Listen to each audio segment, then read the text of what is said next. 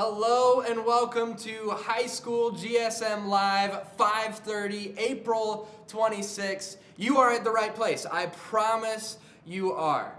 We've got a ton in store for us today. We will be playing a game shortly, just like we always do. We enjoy having fun within GSM. We think that that's all right to do, so that's just something that we enjoy to do.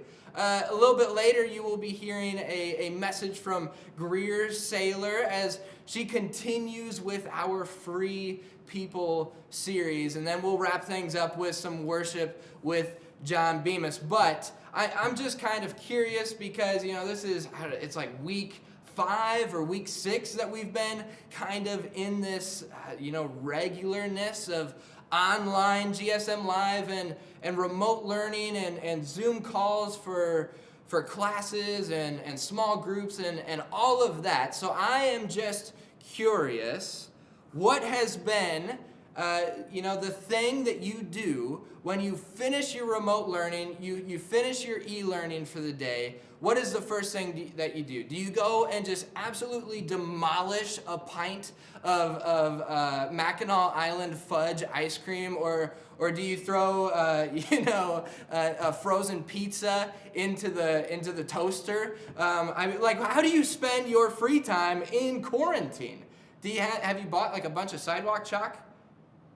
Is your entire driveway covered? I was walking the other day with my beautiful wife, Allie, and our nephew, and we were walking through this neighborhood, and this driveway had an entire scene from my absolute favorite movie and the best movie ever made, Up.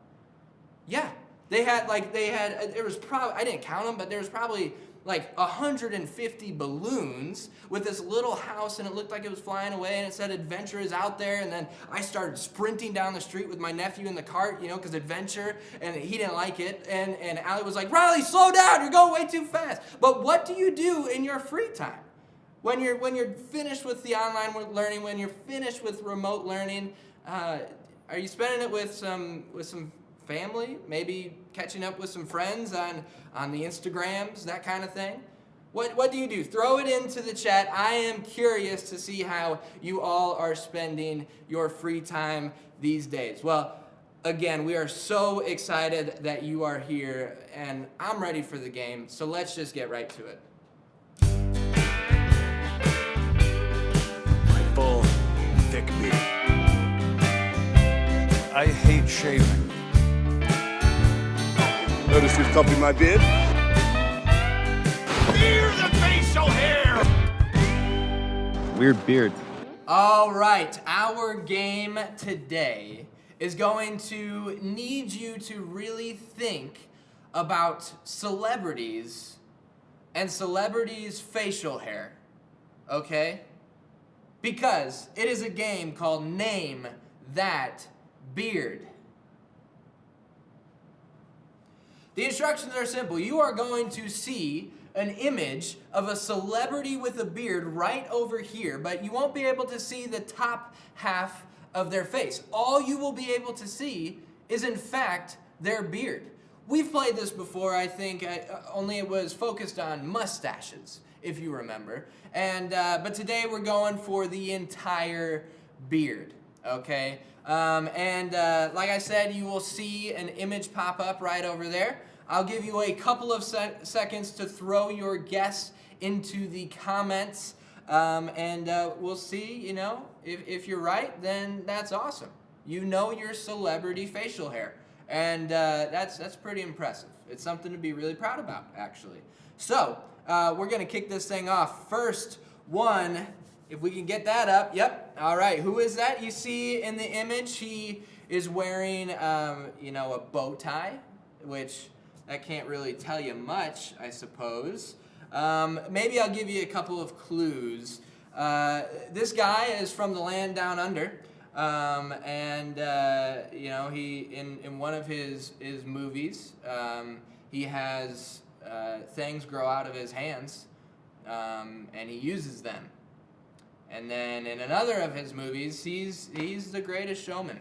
He is the greatest showman. Did you guess Hugh Jackman? If you guessed Hugh Jackman, you are correct. Great job. If you didn't, that's okay. We're gonna continue on because we've got the next one coming up. Okay, if you can see the image, he's kind of wearing like a blue jacket with a blue sweater and a red necktie. You can see there's a little bit of red in his beard, which might tip us off a little bit. Can you throw in a guess in there? I'm trying to think of some clues for you, but I nothing's really jumping to the top of my brain. But if you guessed Zach Galifianakis, you are correct. Look at that picture. Look, he's got an incredible beard. He takes care of it. You can tell. All right, next one. Let's see. Who is that? Now the smile kind of, it could kind of tell us something. If you know this person, I guess. I believe he got his start in fame pretty early on. I believe they created their own movie, and it blew up when they were just out of college or something like that. You might know him from the recent Spider-Man Marvel film, and he's a tricky character. He's a villain, and if you guessed Jake Gyllenhaal, you are correct. Has anybody gotten all three right? If you've gotten all three right, throw that in the chat. Let us know, and we're gonna keep going. Here we go. Next one. Ooh, this one's interesting. It's not quite as full as all of the other beards. Also black tie, which I guess isn't that shocking considering they're all celebrities. So they all have reasons to wear bow ties like this, going to award shows and whatnot. Okay, let's see. Do you have any guesses? Can you guess who this is? It's not Jake Gyllenhaal. It's not Zach Galifianakis. It's not Hugh Jackman. But you might catch him trying to transform from an actor into a director sometime soon. That was a pretty good guess. I didn't guess. That's a pretty good clue that I just came up with at the top of my head. And if you guess Shia LaBeouf, you are correct, because he was in Transformers. And he just directed a movie, all that fun stuff. All right, next one. Ooh, man. Another black tie, bow tie. That's really not separating anybody for us. It's not helping at all, considering they're all wearing the same thing. Do you have a guess? This is, this just kind of looks like any other. This looks like a non-celebrity beard, is what I'm trying to say. This looks like a normal person beard, so it's gonna make it a little bit more difficult. But if I had to guess, and you could throw your guess into the chat, I would say that this person's weakness would be coming from a planet called Krypton, if you know what I'm saying. And I hope all of these clues are right. But it is Henry Cavill. Henry Cavill, I believe he played Superman. If he didn't, then I'm sorry that I led you astray, but I'm pretty sure he did. All right, we're going to continue on. We've got a couple more here. Here we go. Not black tie, but it looks like he's at some sort of organization. Maybe he's into philanthropy, using all of his big celebrity money, all that kind of stuff. It's not a super high beard up here, right? It's kind of lower down here. That could clue us into some things. It's a strong mustache, though. It's a strong mustache. Do you have any guesses? Throw your guess into the comments. And if you guessed, wait, I got a clue. I just thought of a clue. There was totally room for him on the dresser. From Titanic. It's Leonardo DiCaprio. If you guess Leonardo DiCaprio, you are correct. Look at it. He's got the slicked back hair in that one. He's looking pretty good. Strong mustache. All right, let's go with one more. Okay, we've got one more, and this is it. Oh, look at that smile. That's an interesting smile. It's a very teethy smile. I had braces in middle school, and I was super insecure about my braces, so I learned to smile without my teeth. So whenever I smile, I just kind of smile like this. But this guy, as you can see, he's smiling with his teeth because they look great, so I don't blame him. But it's again, kind of looks like a normal person beard, which doesn't really help us in this scenario. I wonder if I can come up with a couple of clues. I think this person also got his rise to fame with, I think, a similar movie, like right when he was out of college. He was pretty young, and I believe, yep, what's that? Yep. Okay. He was Batman. He did play Batman. Now that doesn't really help because there's a ton of Batmans that have. No, there's only one Batman. There's a bunch of actors that have played Batman, and this man is one of the Batman. If you guessed Ben Affleck, you are, and I don't think it's Affleck. That's car insurance. It is definitely Affleck. So Ben, if you're watching, I'm so sorry. I'll get it right the next time. But that wraps up our celebrity edition of Name That Beard. Thank you so much for playing. And up next, we have Greer Saylor with the message.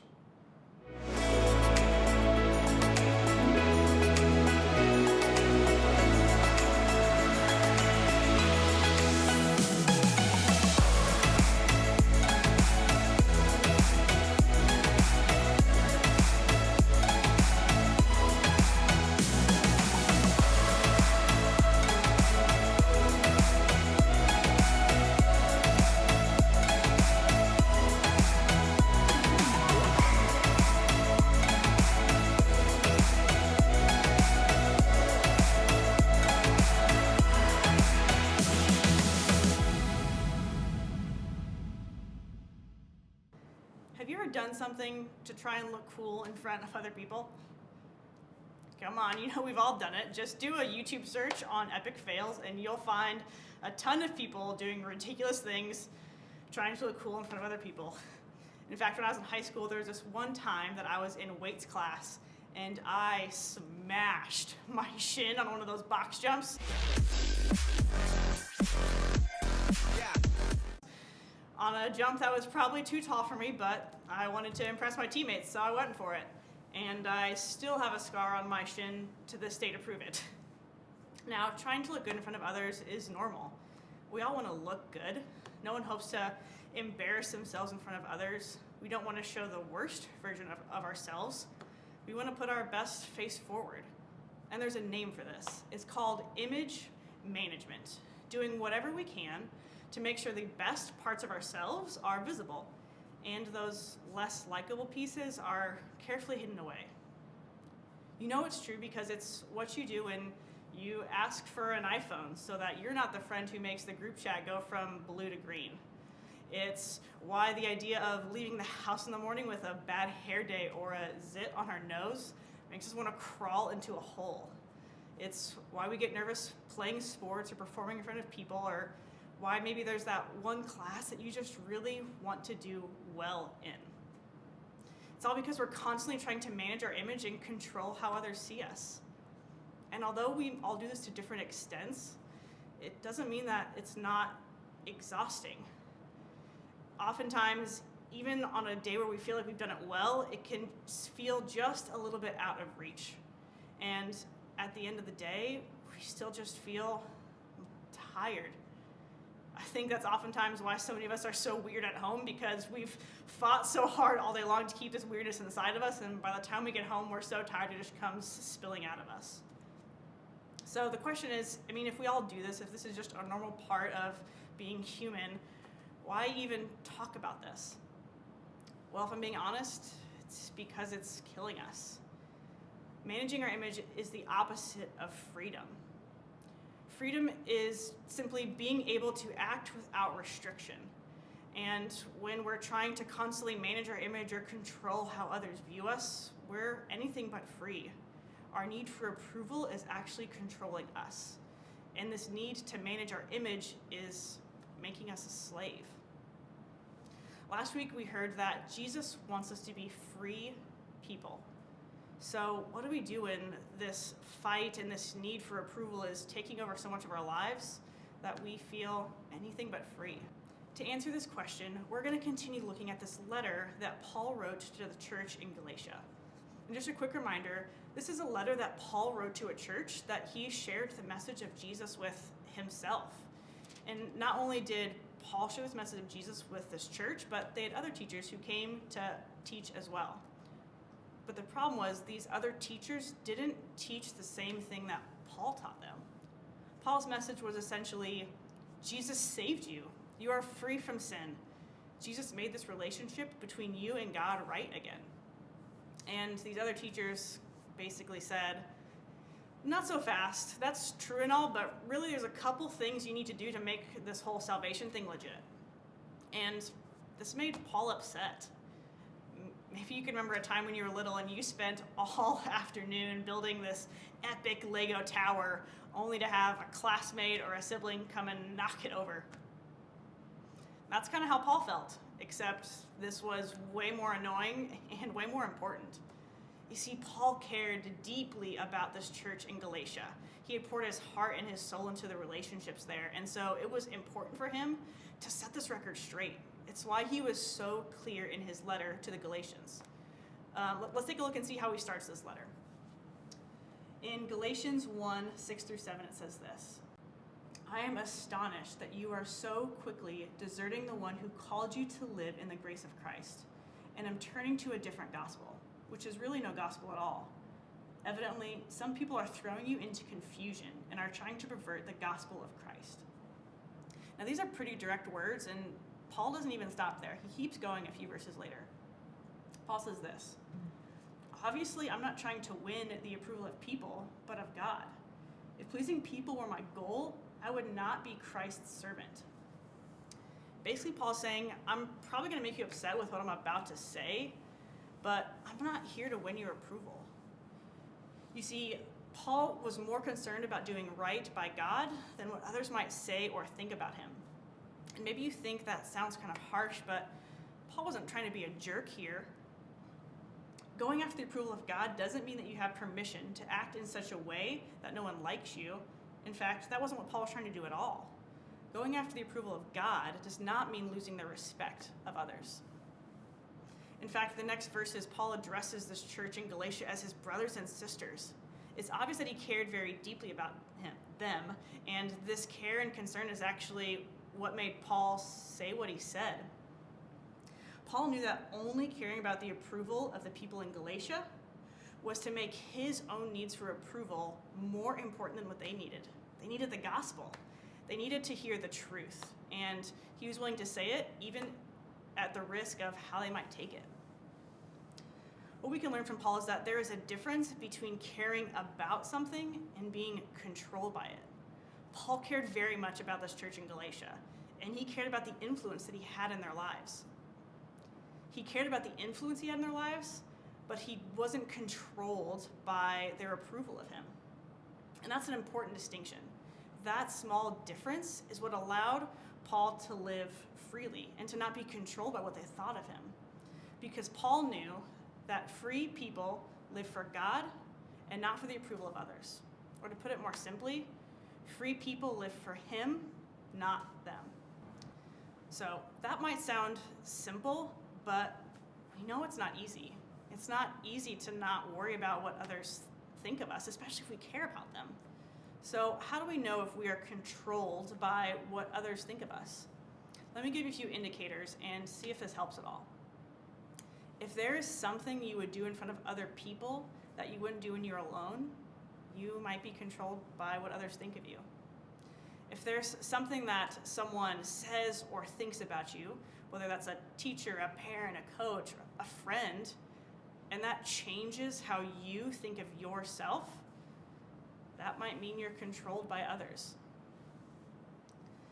If you feel like you're living different lives depending on what group of people you're around, you live one way with one group of friends, a different way with other friends, you have one way you live at home, you have a different way you live at church, you might be controlled by what others think of you.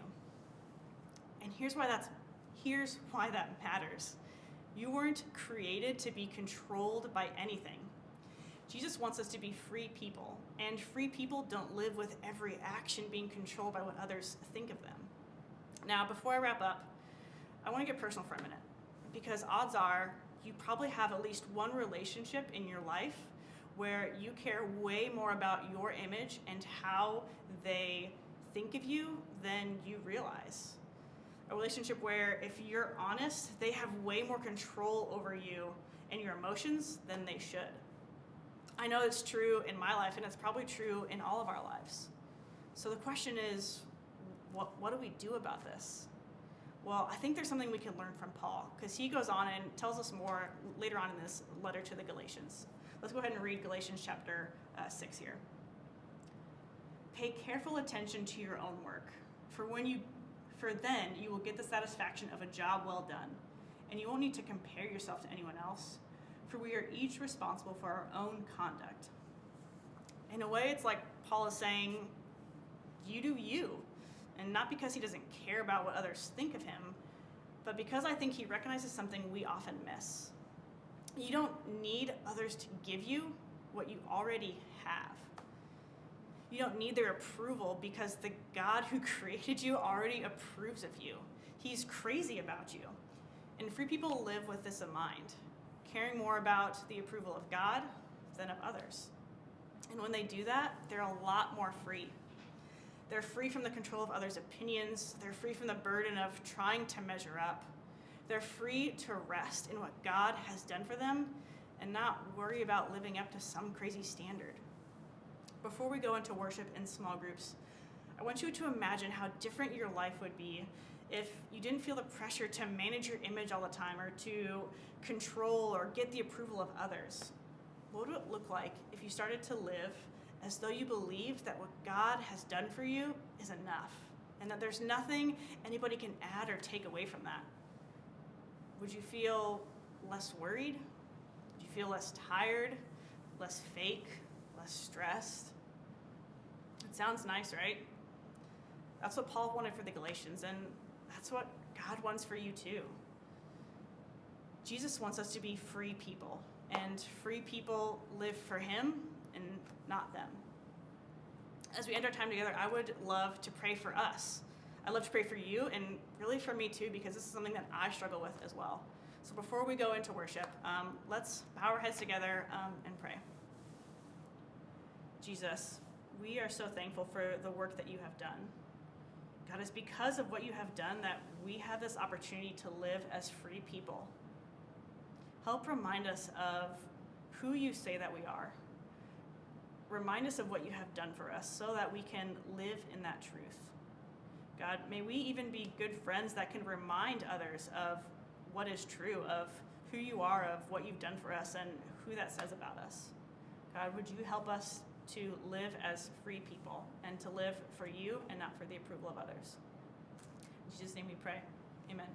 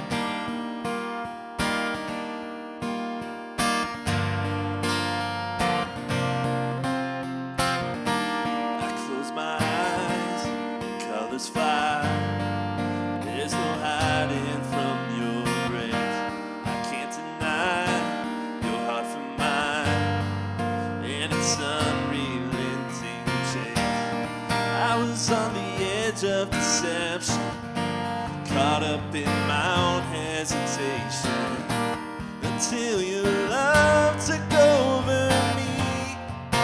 Whoa.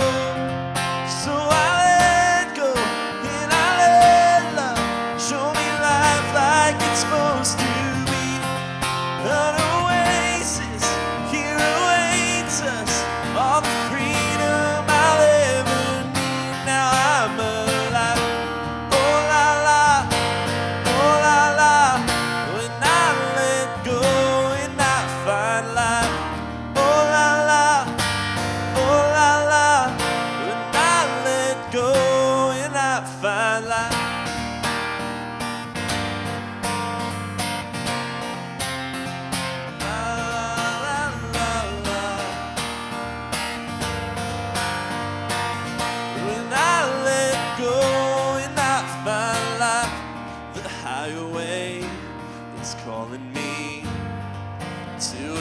life unlike before.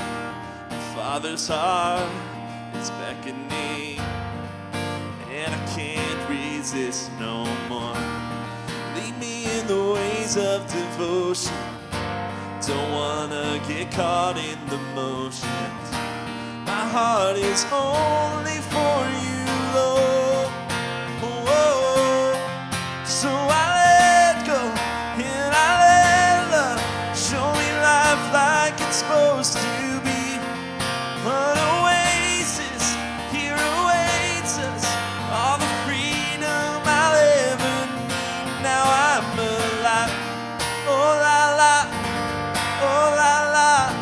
When I let go and I find life.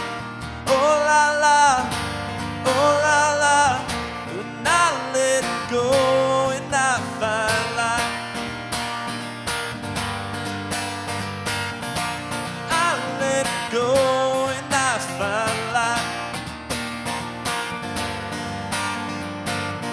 When I let go.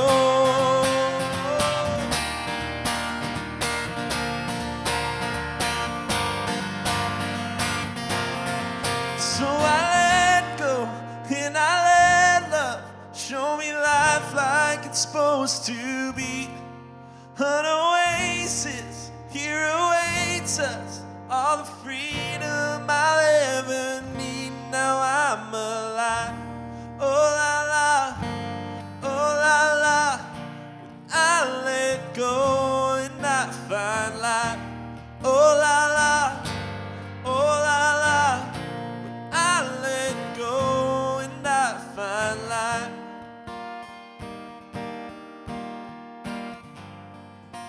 Thank you so much for joining us for High School GSM Live on April 26th. Today, I just want to continue to encourage you to live into what God has for us. That we don't have to think of the approval of others, and that we have freedom and understanding that what God has done is enough. It's a great word from Greer. It's a great and encouraging word. Again, thank you so much for joining us. Remember to like and subscribe. And from right here, right now, we are going to jump into our Zoom small groups. Now, all the information and the link to join that has been sent to whatever email has been associated with you checking in at GSM. So it might be your personal email, or it might be a parent or guardian's. And if you haven't gotten an email, or if you haven't associated an email, you can always reach out to gsm@grangerchurch.com and ask for a small group link, and we will get that to you. In that time, we will have time to catch up with one another and see how each other are doing. And then also, discuss a little bit more about this free people idea and this freedom that comes with following Jesus. Again, thank you so much for joining us. Remember to like, comment, and subscribe. Bye.